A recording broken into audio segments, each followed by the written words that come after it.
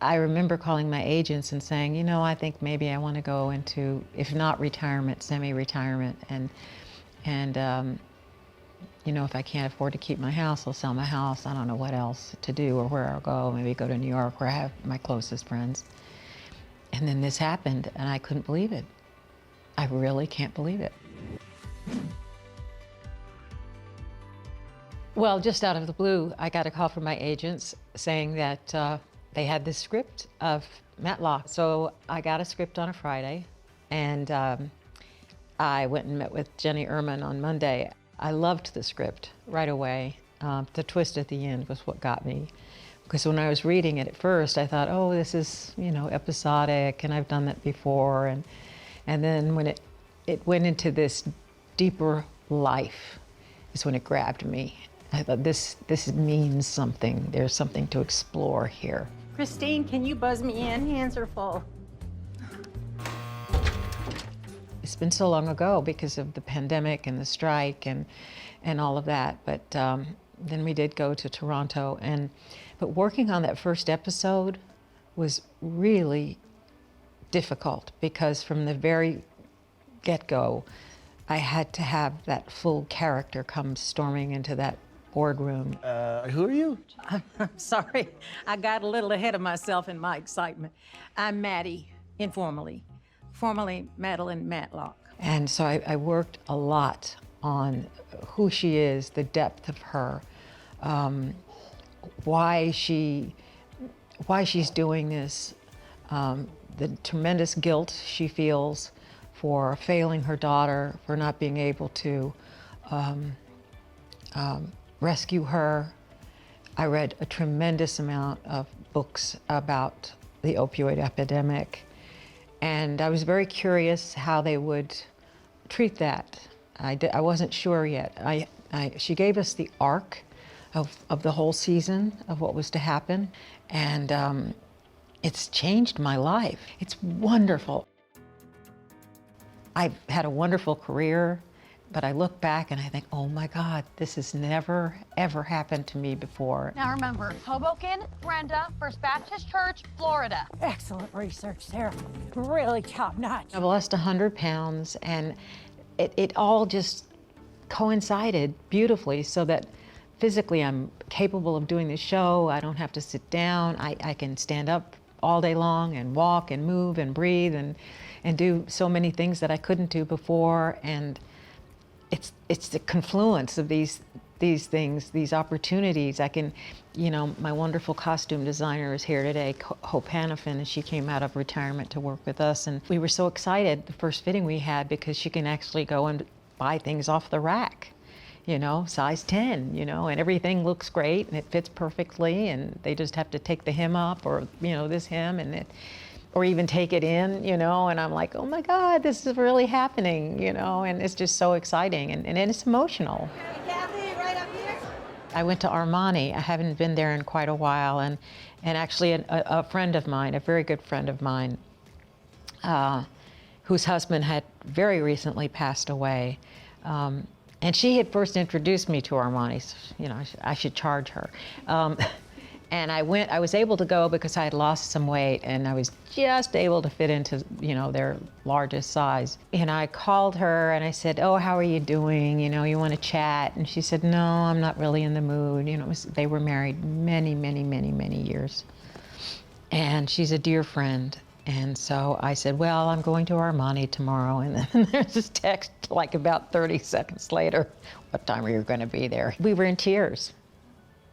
You know, because everything I came out in just looked exquisite. And so we were able to share that.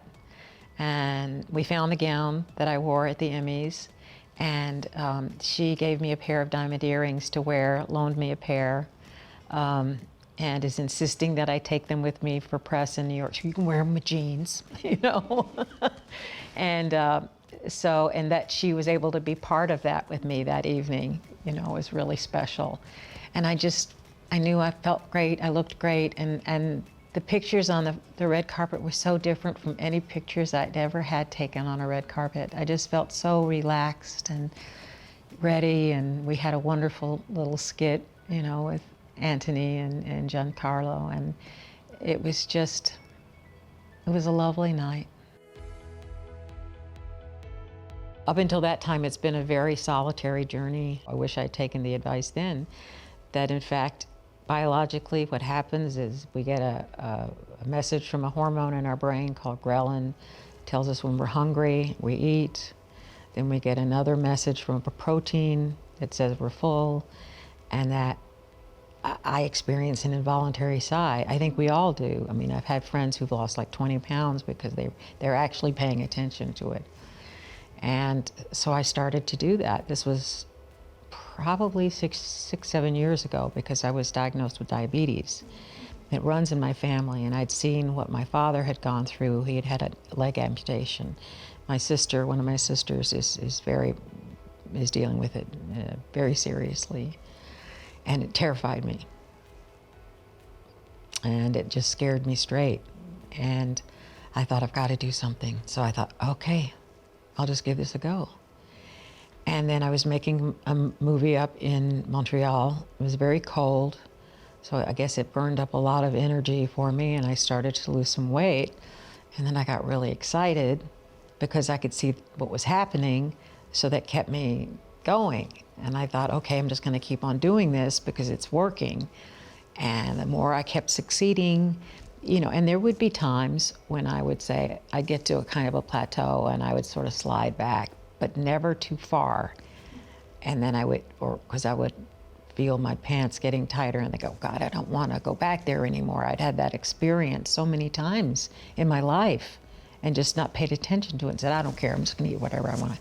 So each time that I would get to a certain plateau, and then I'd go, okay, I'm ready to go again, and really focus on it. And I used to eat terribly, burgers and Cokes and pizza and all the kinds of things that weren't healthy for me.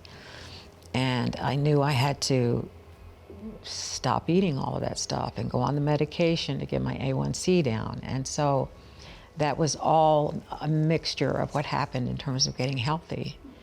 And then, the last year and a half, there's been a lot of talk, oh, well, she's done this on Ozempic and stuff. And I just want to lay that to rest here. So I lost about 80 pounds, and then the last 15 or 20 is always the hardest.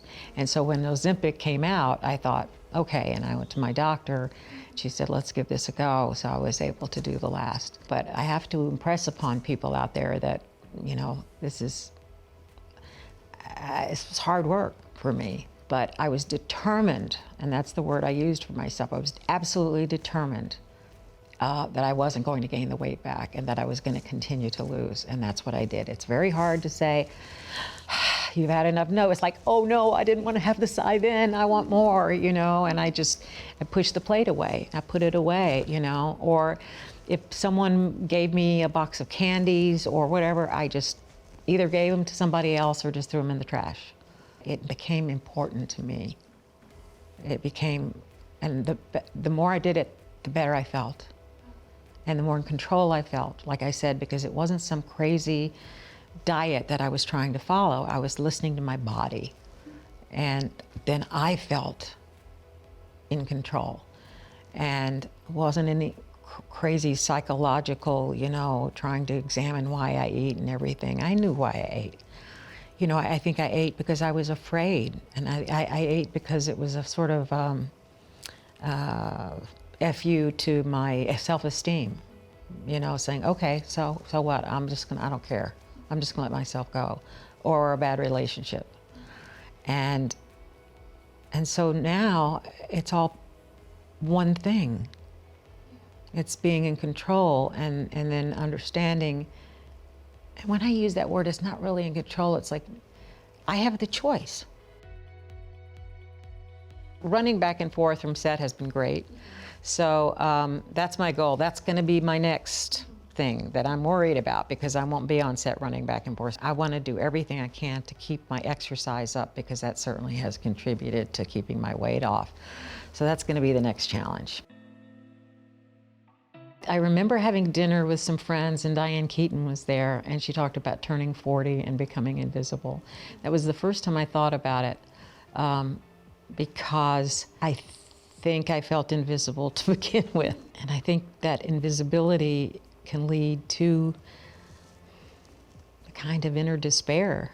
Being invisible is feeling that you're not useful anymore to anyone,